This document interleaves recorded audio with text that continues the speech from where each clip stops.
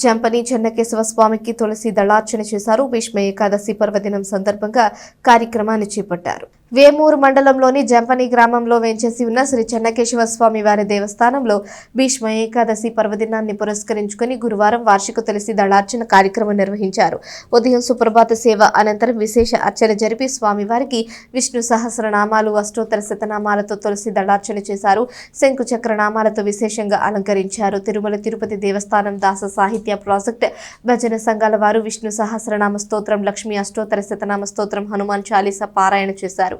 భజన కీర్తనలు ఆలపించారు. అర్చకులు శ్రీనివాసమూర్తి భీష్మ ఏకాదశి విశిష్టతను భక్తులకు వివరించారు.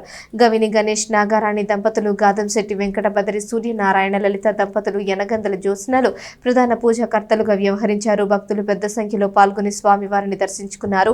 గోత్రనామాలతో పూజలు జరిపించారు. ఈ రోజు చాలా పవిత్రమైనటువంటి రోజు, భీష్మ ఏకాదశి పర్వదినం.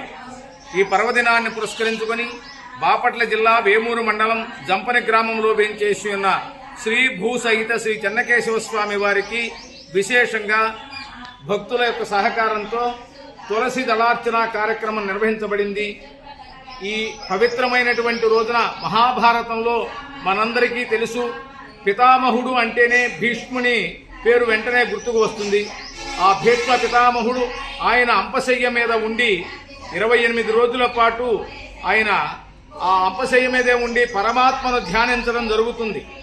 ఆయనకు గతంలో ఉన్నటువంటి 2 శాపాల కారణంగా అంపశయ్య మీద నుండి ఆయన తన యొక్క తనువును చాలించడం జరిగింది. తన యొక్క తాను చేసినటువంటి తప్పులకు ప్రాయశ్చిత్తంగా ఆ విధంగా ఆయన చేసుకోవడం జరిగింది.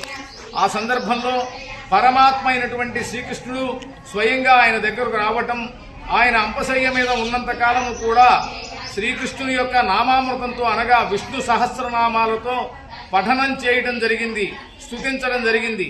ఈ స్తుతి పాఠమే ఇవాళ రోజున లోకానికి హితాన్ని చేకూర్చే విధంగా మనందరికీ కూడా పరమాత్మ యొక్క అనుగ్రహం కలిగేటువంటి విధంగా మనందరం పారాయణ చేసేటువంటిది శ్రీ విష్ణు సహస్రనామ స్తోత్రం. అది భీష్మ పితామహ